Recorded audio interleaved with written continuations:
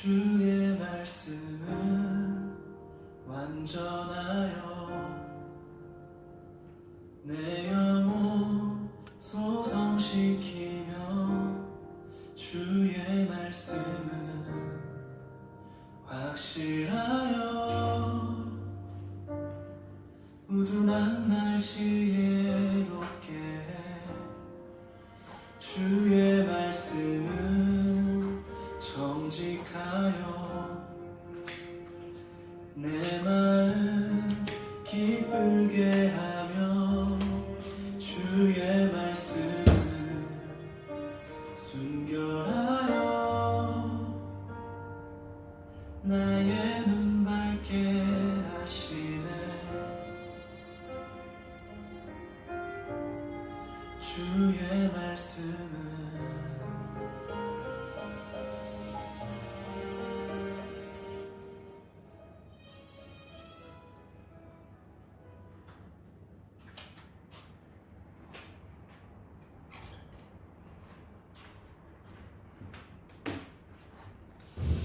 기도하겠습니다. 하나님 아버지 감사합니다. 오늘 주의 말씀을 증거할 때 이 말씀이 우리 심령 가운데 잘 박힌 모처럼 박히게 도와 주시옵소서.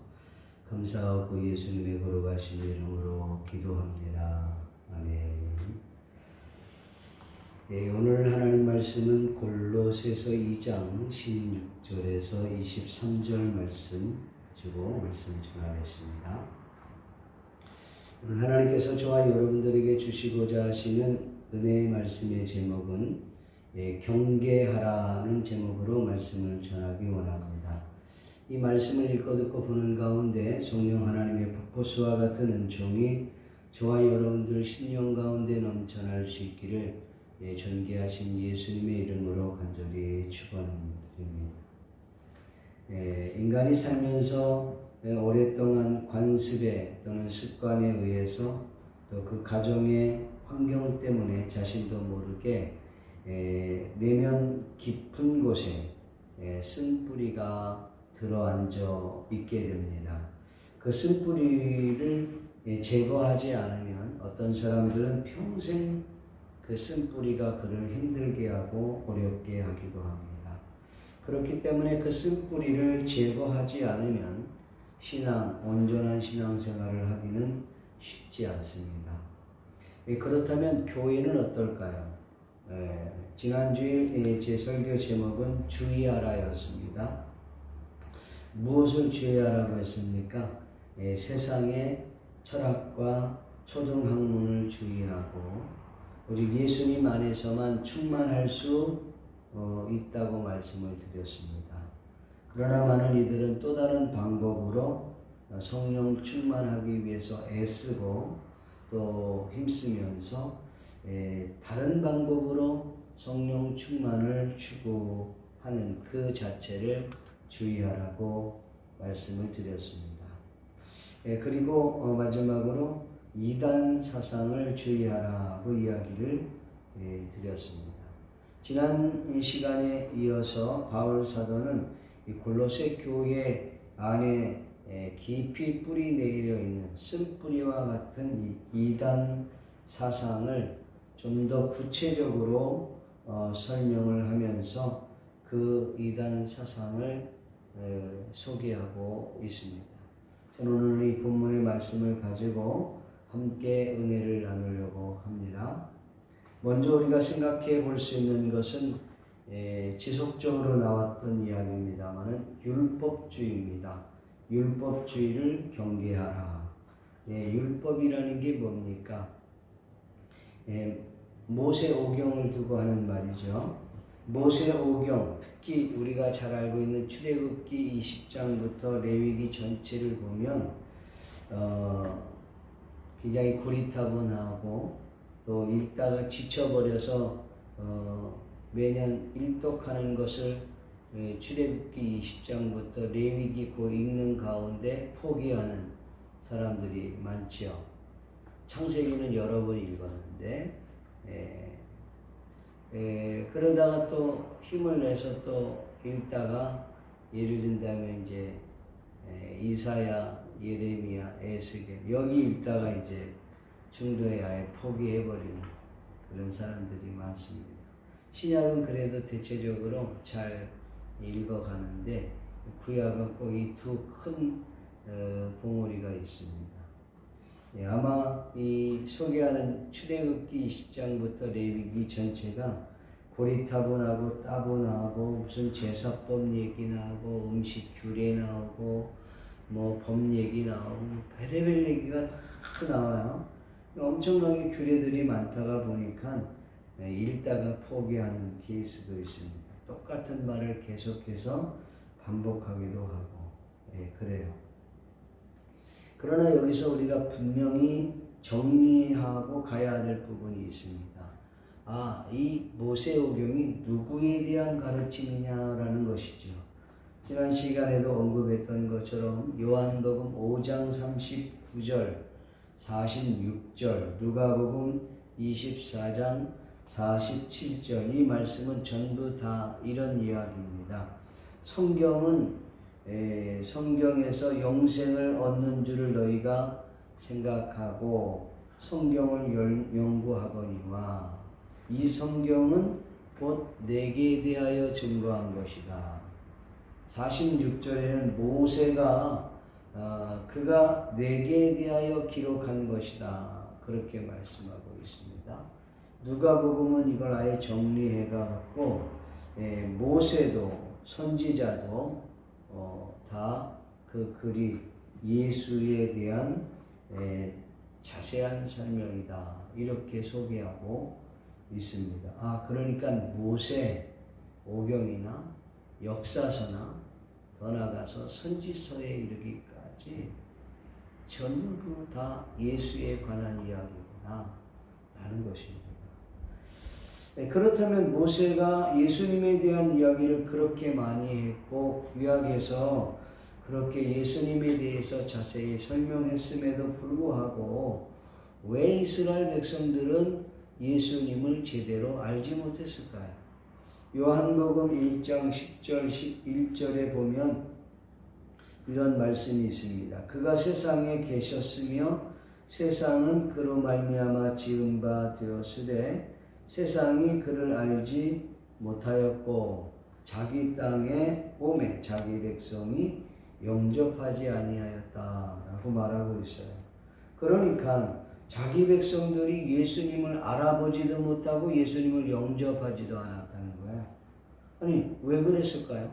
그렇게 구약 성경 전체가 예수님에 대해서 이야기하는데 모세가 그렇게 강조를 많이 했는데 왜 그러면 이스라엘 백성들은 예수님, 자기 백성이 예수님을 알아보지도 못하고 또한 영접하지도 못했을까? 그 이유가 뭘까? 모세가 예수님에 대한 이야기를 그림자로 표현했기 때문입니다. 그림자.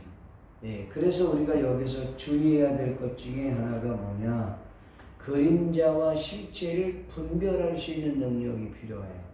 이걸 다른 말로 얘기하면 그림자를 실체인 양 착각하고 그것을 붙들어서는 안 된다. 이걸 경계하라는 것이죠.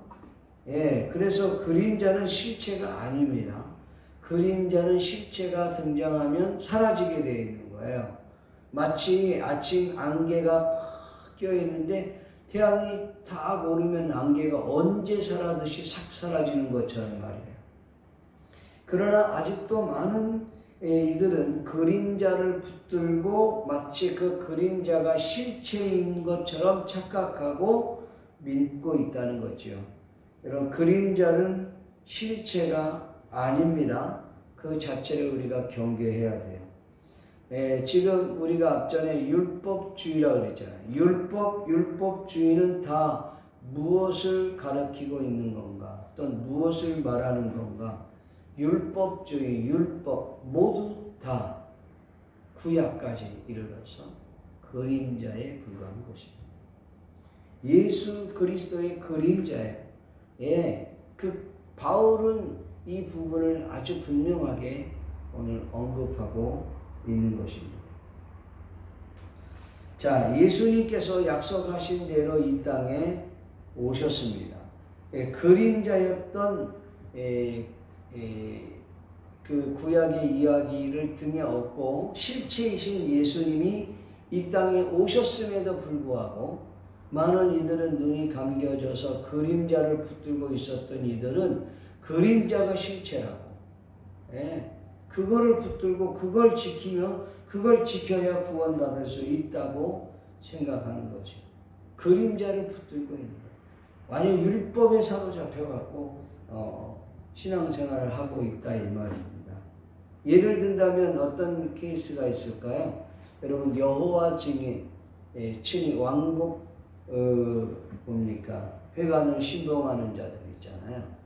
또 우리가 잘 알고 있는 제7일 안식교인들, 이들은 실체이신 예수님이 도래했음에도 불구하고 아직도 실체인 예수 그리스도보다 율법을 더 붙잡고 있는 거예요.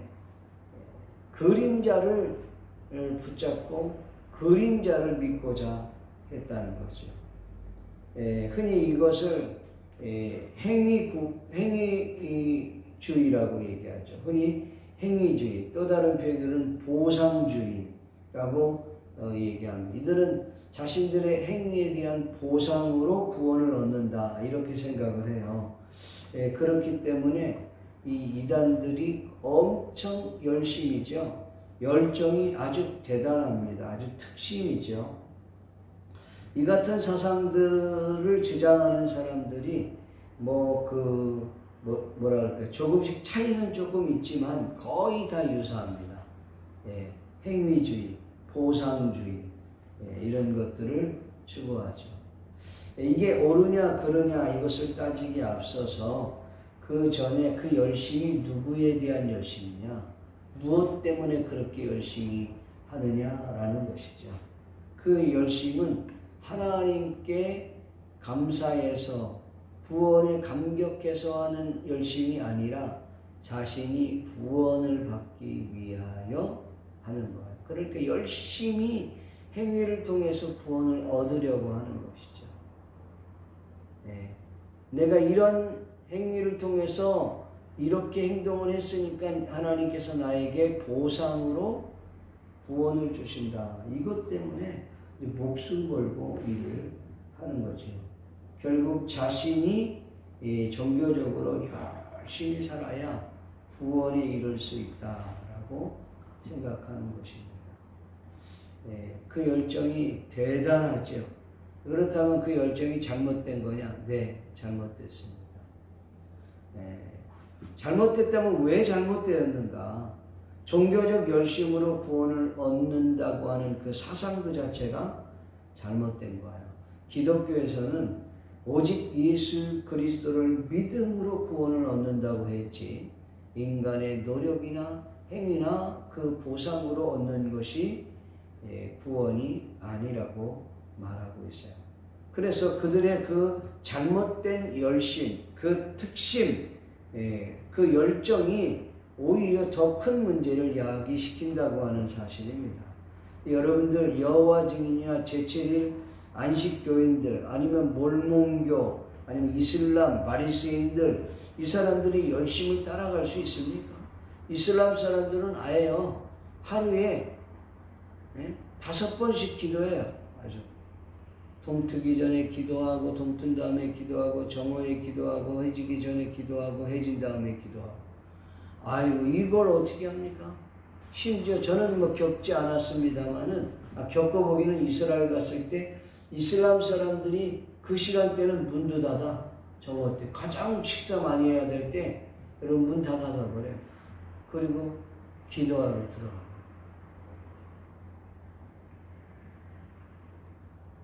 대단해요. 그렇다고 우선 믿음이 굉장한가 이렇게 보면 또 그런 것도 아니야. 왜? 그렇게 하지 않으면 구원을 못 받는다고 생각하니까.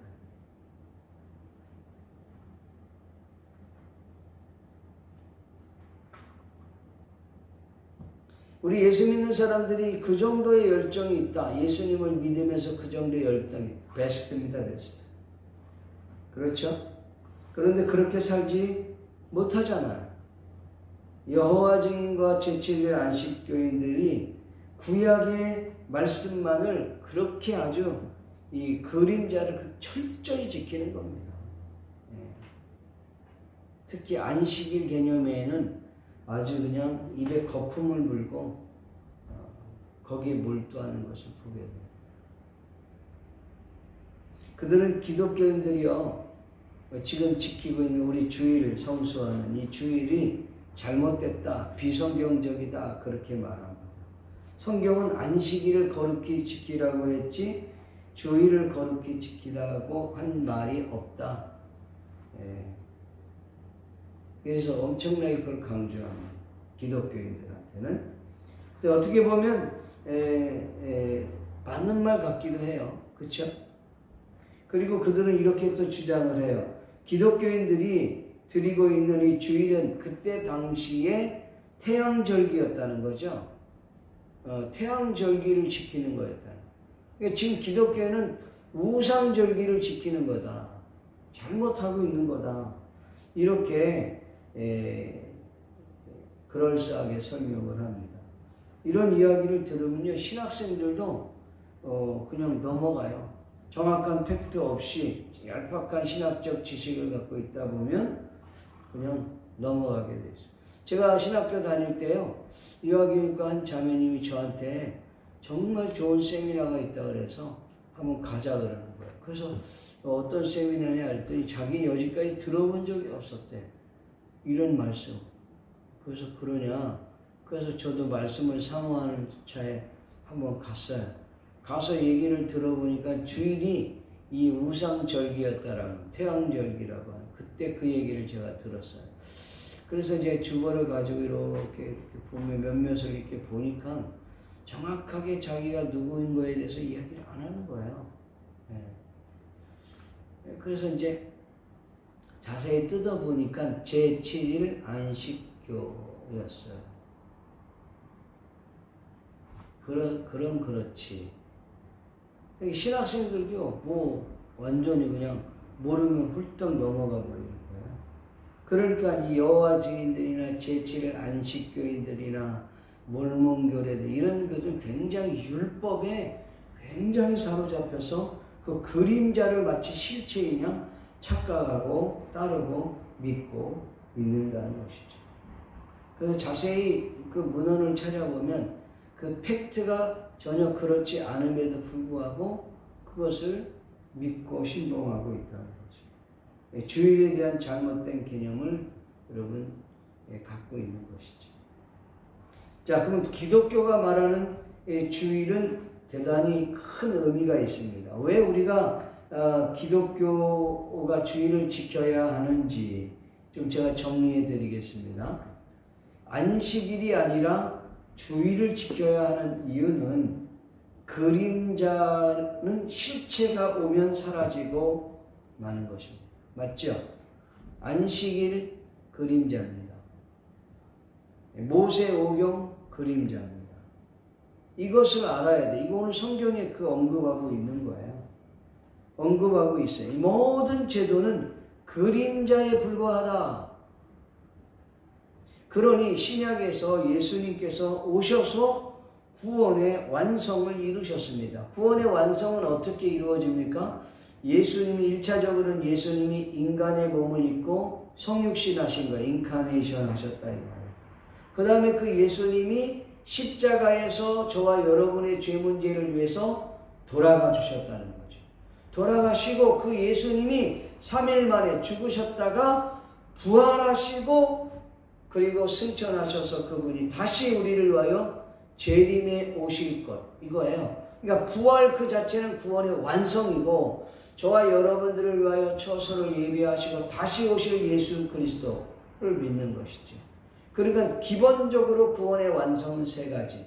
성육신, 십자가에 대해서 예수님의 땅에서 죽으셨다 3일 만에 부활하신 사람. 이것이 구원의 완성입니다. 이 구원의 완성이신 예수 그리스도께서 구원을 이루셨기 때문에 제사가 필요 없는 거예요. 율법은 지키지 말라는 것이 아니라 율법을 지킴으로 구원 얻는 게 아니라 예수 그리스도를 믿음으로 구원을 얻는 거예요. 그래서 여러분 실체가 나타나면 뭐요? 그림자는 사라지는 거죠. 근데 실체인 예수 그리스도가 언제 죽었다가 부활했다고요? 금요일날 죽었다가 주일날 부활하신 거예요. 그래서 당시 제자들도 사도들도 안식일의 개념이 있었기 때문에 안식일도 지켰지만 주일을 지켰다는 것이죠. 그래서 예수 믿는 사람들에게 있어서 이 부활은 가장 기뻐하고 즐거워하며 축복된 날이고 희망과 소망의 메시지를 주는 날이 부활이에요. 그래서 우리 크리스찬 개신교에서 주일은 목숨 광고도 같은 거예요. 주일날 예배를 못 드리게 하는 이 자체는 지금 우리에게 생명을 끊으라는 것과 같다는 말입니다. 사실 어떤 의미에서. 물론 그 자체가 주일자, 날이 그렇게 중요하냐? 뭐 그렇게 얘기할 수 있어요. 뭐 그 부분은 나중에 제가 다시 또 설명을 드리겠습니다만은. 그래서 여러분 아주 중요한 부분은 이 주일날은 예수님의 부활하시며 구원을 완성한 날이기 때문에 우리가 거기서 예배하고 감사하고 기뻐하는 거예요. 그래서 이 사람들이 말하는 구약의 그 그림자를 실체인 양 착각하고 그걸 지금도 붙들고 가고 있다는 거죠. 한 번은 안식교인 또 제가 여호와 증인을 만났을 때에 뭐 안식일에 대해서 아주 목숨을 걸고 얘기를 하길래 그럼 제가 묻겠습니다. 제가 지금 묻는 겁니다. 그 사람들한테 물었던 이야기를 하는 거예요. 구약의 안식일 지키는 거 좋아요. 유대인들이 지키는 안식일 지키는 거 좋은데 그러면 구약의 제도는 왜 다 지키지 않습니까? 안식일은 그렇게 목숨처럼 지키는 분들이 구약의 제사장 제도는 왜 없어졌고 구약에서 제사하는 이제 비둘기 잡고 양, 소, 염소 이렇게 잡고 그렇게 막 피의 제사를 드리는 그런 제사는 왜 사라진 것입니까? 그런 건 안 지킵니까? 어떤 제도는 유지하고 어떤 제도는 폐지하는 이유가 뭐예요? 그 얘기 좀 한번 해봐요. 그렇게 안식일을 중요시 얘기하는 당신은 구약에서 그렇게 얘기하는 그 제사법들은 그 음식 규례 그렇게 지키는 여러분들은 왜 어떤 거는 그렇게 목숨 걸고 지키면서 폐지된 그 제도는 어떻게 설명합니까? 아무 말도 못합니다. 왜? 답을 모르니까요. 그림자를 붙들고 있으면 절대로 답이 나오지 않습니다. 왜요? 실제신 예수 그리스도가 왔는데 그림자를 붙들고 그게 그림자가 실체인 양 착각하고 믿는 것이죠. 여러분 율법주의 안에는 규례가 있고 음식 규례가 있고 정결 규례가 있고 뭐 제사법이 있고 뭐 얼마나 많습니까? 그 모든 것들이 다 뭐라고요? 그림자라고요. 그림자. 누구의 그림자? 예수 그리스도의 그림자에 불과하단 말이에요. 근데 예수님이 2000년 전에 오셨단 말이에요. 그 예수님이 오셔갖고 한 번에 예수님이 십자가에 못 박혀 죽으심으로 말미암아 이제는 다시는 제사 드릴 필요가 없다. 이렇게까지 말씀하셨는데 우리는 목숨을 걸고 그림자를 지키려고 하고 있다는 것이죠. 이것이 잘못됐다는 거예요. 여러분 우리가 주일을 지켜야 할 이유가 뭐냐? 구원의 완성을 이룬 날이 주일이에요. 그게 부활주일이에요. 그래서 부활주일을 우리가 기념해서 우리는 주일 이 날을 하나님께 영광의 날로 드리는 것입니다. 믿습니까? 그래서 우리 기독교인들이 이 주일을 생명처럼 지키는 이유 중에 하나입니다. 또 하나가 있어요. 자, 그럼 주일날이 그렇게 중요하냐? 날이 그렇게 중요하냐? 꼭 주일을 지켜야만이 우리가 구원받는 것은 아닙니다. 주일을 지켜야 구원받는 건 아니에요. 구원은 예수 그리스도로 말미암아 구원을 얻을 수 있습니다. 그러나 우리가 구원받은 하나님의 자녀들이 감사해서 드려지는 것이 예배입니다. 감사해서 드려지는 것이 찬양이고 헌금이고 헌신이고 우리의 그 하나님을 위한 그 희생이 될 수 있는 것이죠.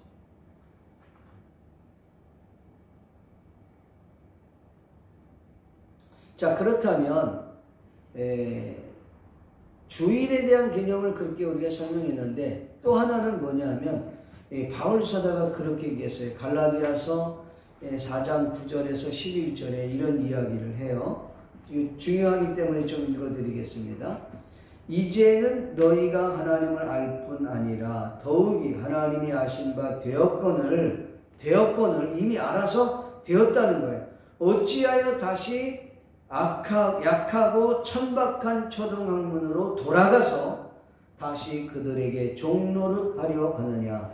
돌아가서 그렇게 얘기했어요. 또 한 가지, 너희가 날과 달과 절기와 해를 삼가 지키니, 이 말이 뭐예요? 안식일, 절길, 대속죄 이런 얘기들 지금 지키니 내가 너희를 위하여 수고한 것이 헛될까 두려워하노라. 이 말은 무슨 말이에요? 그림자를 붙들고 지금 이렇게 얘기했는데 실체인 예수 그리스도를 내가 그렇게 소개해 줬음에도 불구하고 그걸 그렇게 지키고 있으니 내 가르침이 헛될까 두려워합니다. 이해가 되십니까? 그래요. 날과 달과 절기 물론 중요하지 않아요. 중요합니다. 중요하지만 그것보다 더 중요한 것은 여러분 그렇게 주일 얘기 안 해도 사실은 바울 사도의 굉장히 중요한 의미는 삶 전체가 예배라고 이야기하고 있는 거예요. 우리는 주일을 생명처럼 지켜야 됩니다. 그러나 또 하나는 우리 일주일 내 주일 한 번만 예배를 잘 드리는 걸로 끝나는 게 아니라 삶의 현장에서 일주일 내내 예배가 되어야 된다 이 말이에요. 아멘입니까? 율법에 사로잡혀서 그림자에 붙들려서 거기에 살아가서는 안 된다. 지금 바울 사도가 그걸 경계하고 있는 거예요. 주일은 물론 중요하지요. 그리고 더 중요한 것을 말하자면 우리의 삶이 더 중요하다. 삶이 예배라고 말하잖아요. 그 삶이 뭐예요? 여러분의 가정에서의 삶이에요. 여러분의 직장에서의 삶이에요. 여러분의 교회의 삶이에요. 여러분이 예를 들어서 직장에 있으면 직장에서 예배하는 거예요. 여러분이 운동 경기장에 있으면 운동 경기장에서의 예배하는 거예요. 여러분들이 사업을 하면 사업장이 예배장이 되는 거예요. 여러분이 정치인이 돼서 정치 안에 들어와 있으면 정치하는 그 자체가 예배가 돼야 되는 거예요. 여러분이 공장에서 일을 하면 그 공장이 예배당이 돼야 되고 예배가 되어야 된다 이 말입니다. 믿습니까? 그래서 늘 얘기했던 그 아브라함 카이퍼의 하나님의 영역 주권이라고 하는 얘기가 바로 이 얘기예요. 모든 영역에서 하나님 앞에 예배해야 된다는 거죠. 그래서 성경은 그러므로 먹고 마시는 음식 이게 지금 구약의 얘기예요. 절기나 초하루나 안식일을 이유로 누구든지 너희를 비판하지 못하게 하라. 이것들은 장래의 그림자이나 몸은 그리스도시냐. 실체는 그리스도시냐. 바울 사도는 분명하게 선포하길 율법주의를 경계하라. 실체이신 예수를 믿으라 그 말이에요. 자, 그 다음에 우리가 봐야 될 것은 천사 숭배 사상입니다. 성경 곳곳에 천사 숭배 사상을 찾을 수가 있는데 베드로가 감옥에 갇혔다가 이제 하나님의 은혜로 풀려나잖아요. 그래서 기도하고 있는 성도 집에 갔는데 계집아이가 이제 나왔어요. 문을 삐끔히 열어서 보니까 베드로 사도인 거예요. 문을 열어주고 들어가야 되는데 너무 깜짝 놀라서 기도하고 있는 방 안에 기도하고 있는 사람들에게 찾아가서 베드로가 왔다고. 그랬을 때 그들이 뭐라고 얘기하죠? 아이고 이 사람 정신 나갔구나 얘가. 너무 기도하다 보니까 정신이 나갔나 보다. 베드로 천사인가 보다 이렇게 얘기한 거예요.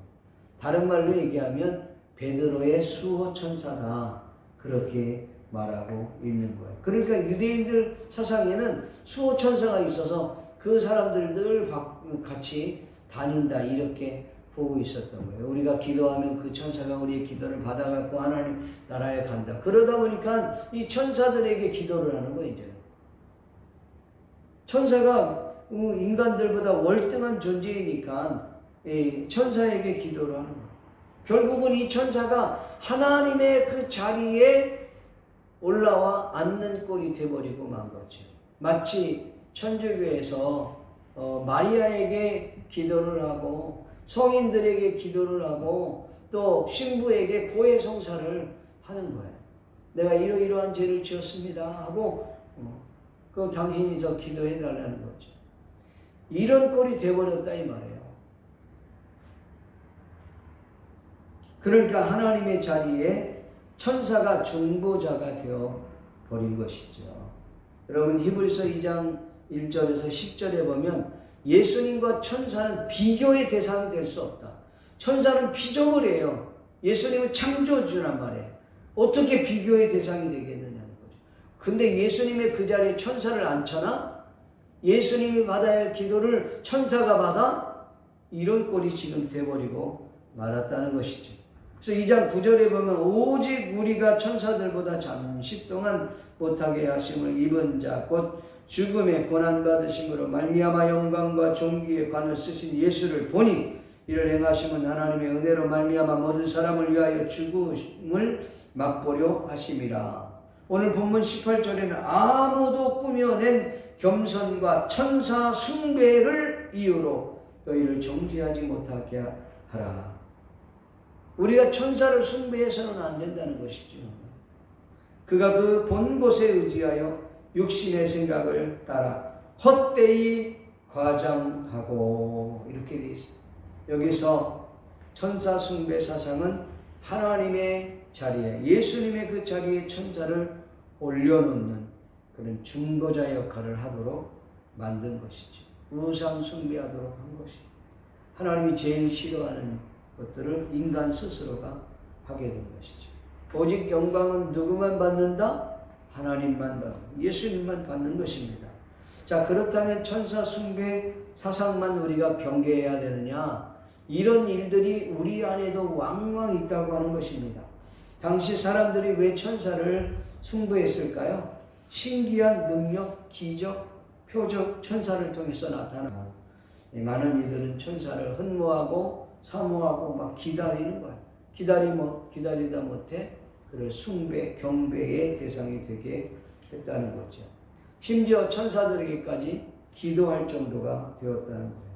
여러분 한번 생각해 봅시다.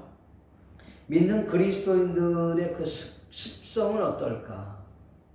아니 믿는 자들뿐만 아니라 인간의 본성이 자기 자신보다 더 훌륭하고 좀 뛰어난다고 하면 그 사람은 의지하게 되어 있습니다. 그 사람을 따르죠. 결국은 그 사람을 의지하다 못해 마치 신앙이라고 말할 수는 없지만 마치 신앙의 대상이 되어버리고 마는 거죠. 무슨 일이 있으면 우리가 뭘 어떻게 해야 될까요? 무슨 일이 생겼어. 그러면 우리는 하나님께 나아가 기도해야 되겠죠. 그 문제를 알아야 되겠죠. 하나님을 의지해야 되는 것이죠. 근데 하나님을 의지하지 않고 그 사람을 의지하는 사람을 찾는 것입니다. 그러니까 신앙의 주체가 하나님이 되어야 되는데 주님이 되어야 되는데 사람이 되어버리는 거예요. 성령님이 되어야 되는데 사람이 되어버리고 마는 것이죠. 의지의 대상이 사람이 되어버려요. 이건 하나님께서 정말 싫어하는 모습 중에 하나지. 하나님의 자리에 누구를? 인간을 올려놓는 거예요. 앞전에 얘기했죠. 프랑스 문화 대혁명에 대한 일. 거기가 그 자리에 신의 존재, 하나님의 자리에 이성을 앉혀놓고 인간을 앉혀놓으려고 했다고 했잖아요. 하나님이 기뻐하지 않습니다.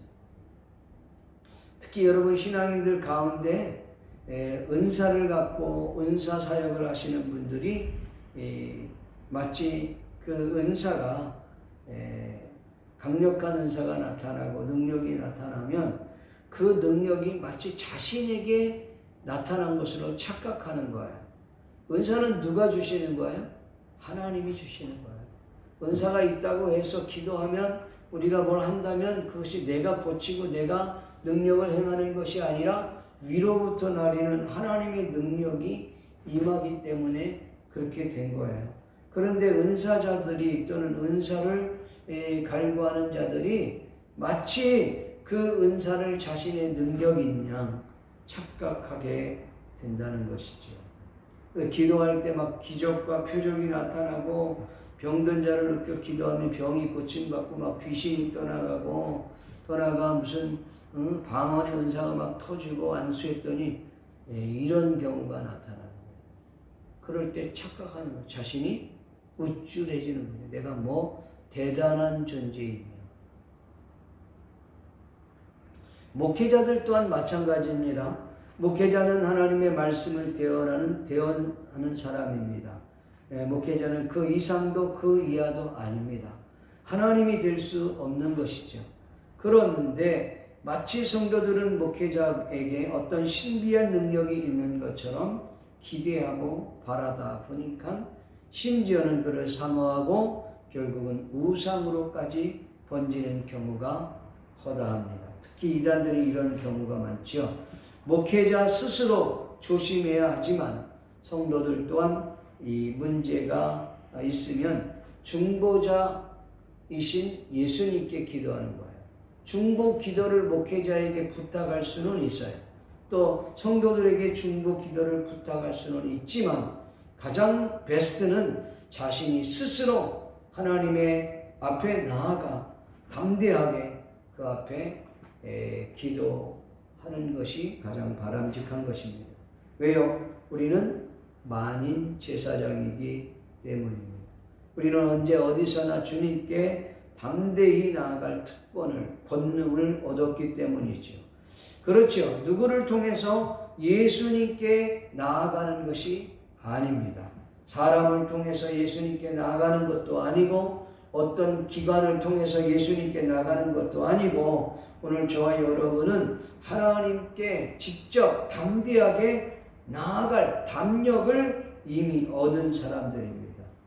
기도하면 역사가 나타나고 능력이 임하고 또 기적이 나타나고 그런 것이 오늘 저와 여러분의 능력이 아니라 위로부터 나리시는 하나님의 은혜라는 것입니다. 잘 관리해야 되는 것이죠. 과거에 이런 경우가 있었습니다. 기도하면 막 병이 나가고 또 귀신이 떠나가고 그러니까 스스로 굉장한 존재인 양 착각하는 거죠. 그래서 제가 개인적으로 이런 기도를 드린 적이 있습니다. 하나님, 제가 기도했는데 병이 낫고 암 환자가 고침받고 귀신이 떠나가고 이러면 나에게 어떤 능력이 있는 줄 알고 스스로 착각하고 교만해질 수 있으니 하나님 말씀 증거할 때에 병이 고침받게 하시고 말씀 증거할 때에 귀신이 떠나가게 하시고 말씀 증거할 때에 놀라운 기적과 능력이 나타나게 하옵소서. 말씀을 깨닫게 하시고 말씀을 듣는 와중에 치유의 역사가 나타나게 하옵소서. 이렇게 제가 기도한 적이 있습니다. 목회자도 스스로 조심해야 하지만 성도들 또한 목회자를 존경하지 말라는 뜻은 아니지만 목회자를 말씀 증거하시는 분 이상으로 어떤 특별한 존재 내지는 숭배의 대상이 되지 않도록 해야 한다는 것입니다. 특히 대형교회 목회자들이나 은사사역자들이 이와 같은 유혹에 빠질 경우가 종종 있다는 점을 염두에 두었으면 합니다. 여러분 성경에 그런 예가 있습니다. 사도행전 10장 24절에서 29절에 보면 베드로가 고넬료 집에 찾아가게 됩니다. 고넬료는 베드로를 보고 막 엎드려 절을 합니다. 마치 경배 대상처럼 말이죠. 베드로는 그를 일으켜 세우면서 왜 이럽니까? 나도 당신과 같은 사람입니다. 이러지 마십시오. 이게 정상이죠. 여러분 바울과 바나바 여러분 사도행전 14장 18절에서 15절에 보면 바울과 바나바가 루스드라는 곳에서 복음을 전하는데 이 발을 사용하지 못하는 사람이 있었어요. 그래서 그 발을 사용하지 못하는 사람을 고쳐줬어요. 그랬더니 주변에 있는 사람이 그걸 보고는 신이 이 자리에 임했다. 그래서 바나바를 제우스 신이라고 하고 또 이 뭡니까 바울 사도를 헤르메스 신이라고 불렀던 거예요. 그러니까 바울과 바나바가 그 자리에서 자신의 옷을 찢으면서 막 소리 질러 외칩니다. 왜들 이러냐? 우리는 당신과 성정이 같은 사람인데 이렇게 하면 안 된다. 하나님께 영광을 돌려라. 이러고 마치잖아요. 이게 이런 상황들을 보면 인간들은 순간 숭배, 경배의 대상으로 이렇게 가게 돼. 이게 죄의 습성입니다. 당시 골로새 교회의 천사 숭배만이 아니라 오늘날 저와 여러분들도 이런 자리에 서게 된다는 거죠. 뭐 나보다 훌륭하고 뛰어난 사람을 존경하는 것까지야 뭐라고 하겠습니까? 그러나 경배의 대상이 돼서는 안 되지 않습니다. 마지막으로 금욕주의를 경계해야 합니다. 금욕주의 내지는 영지주의는 같은 맥락에서 보아야 합니다. 여러분들께 한번 질문해 볼게요. 육체와 영혼 어느 것이 더 소중합니까? 사실 이 질문 그 자체가 이상한 질문이긴 합니다. 둘 중 하나만 고르라면 아마 여러분들은 영혼이 더 소중하다고 말할 것입니다. 네, 맞습니다. 그렇다면 여러분 육체는 소중하지 않다는 말인가요? 어느 것이 더 소중하느냐 이렇게 묻기보다는 영혼과 육체 모두 다 소중하지만 영혼과 육체의 상호 역할이 무엇이냐 이렇게 묻는 것이 훨씬 더 바람직한 질문이라고 해야 되겠죠. 근데 대부분의 사람들은 이렇게 이분법적으로 어느 것이 옳으냐 그르냐 천국이냐 지옥이냐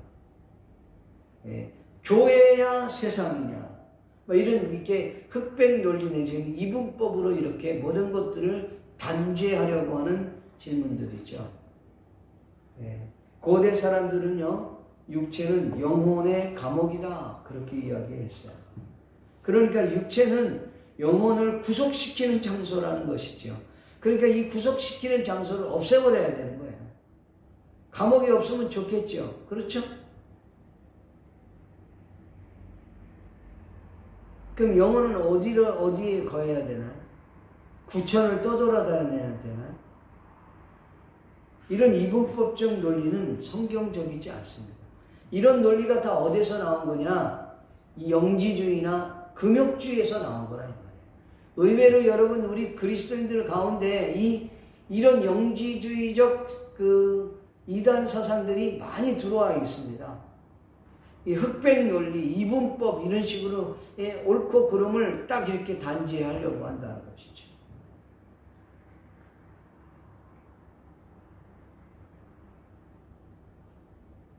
그래서 영지주의를 한마디로 얘기하면요, 이게 금욕주에서 같이 나온 거예요. 그건 뭐냐면 영적인 것은 선한 것이야. 육체는 악한 것이야. 이렇게 보는 것이. 아주 심하게 얘기할 때. 육체는 그냥 필요에 의해서 존재하는 것이 그다지 중요한 게 아니라는 거죠. 그러니까 육체는 심지어는 악한 것까지 이렇게 보았다는 거죠. 여러분 육체가 악하고 영혼은 순결하고 선한 것입니다. 그렇게 본다면 영적으로 여러분 우리가 충만해지려면 육이 약해지면 충만해질 수 없습니다.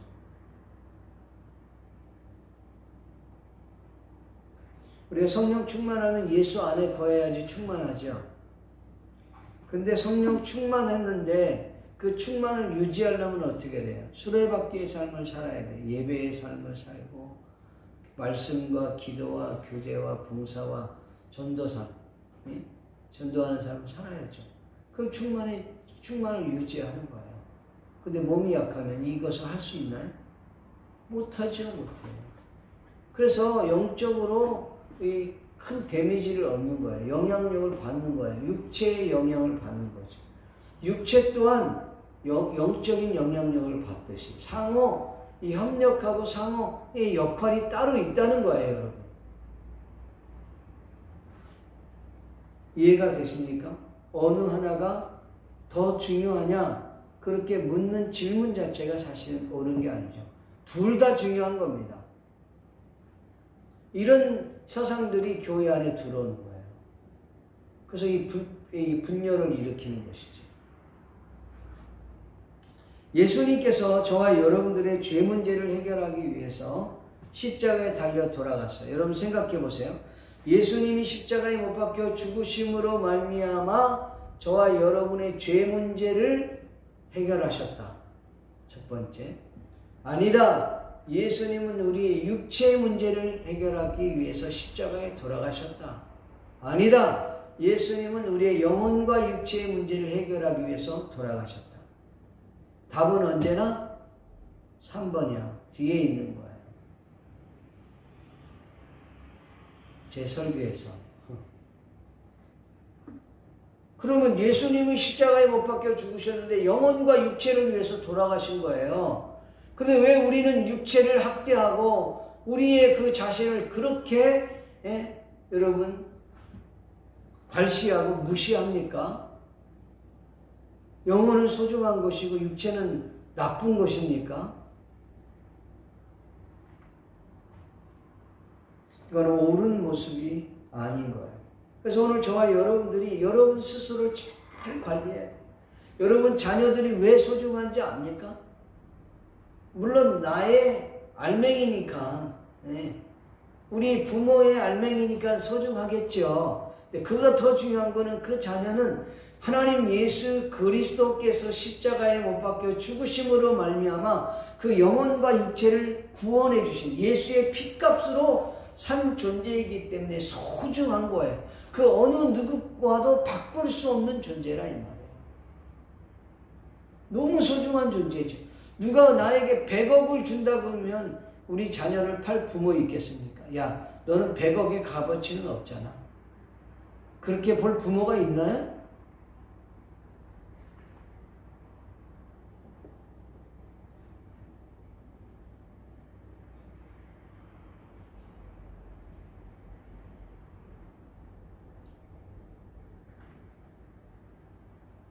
그래서 우리가 이 영육의 부분을 잘 알아야 돼요. 금욕주의가 바로 그런 거예요. 금욕 막 육체를 학대해서 결국은 마치 자신의 영혼에 대한 무언가를 얻으려고 하는 그런 자체. 그 자체가 무조건 다 나쁘다 그런 것은 아니에요. 왜냐하면 마음에 그 갈망하는 마음이 있기 때문에 그런 거에 대해서는 충분히 이해가 되고 인정을 합니다. 그럼 이게 뭐 수시로 그냥 자신의 영적인 문제를 위해서 몸을 학대하는 것, 이런 것은 옳은 모습이 아니다 라는 것이죠. 이걸 경계해야 된다고 성경은 말씀하고 있습니다. 구원은 오직 예수 그리스도를 통해서만 얻을 수 있어요. 고행을 통해서, 행위를 통해서, 보상을 통해서 얻는 것이 아니다. 육체를 막 괄시하고 육체를 막 얼마나 많이 무시하고 이렇게 해서는 안 되는 거예요. 영혼과 육체는 둘 다 소중한 거다. 이걸 여러분 우리가 알아야 됩니다.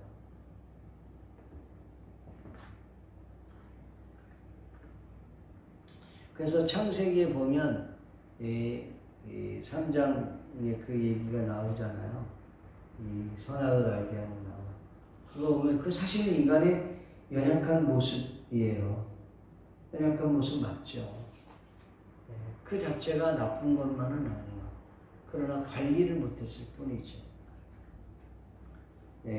오늘 이 세 가지 말씀을 좀 드렸습니다. 스스로 경계하지 않으면 안 되는 것이 뭐냐? 구원은 오직 예수 그리스도를 통해서만이 가능합니다.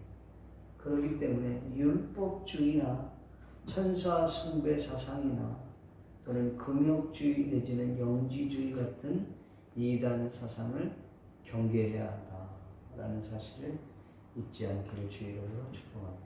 기도하겠습니다. 고마우시고 자비로우신 아버지 하나님, 주님의 은혜와 은총을 감사합니다.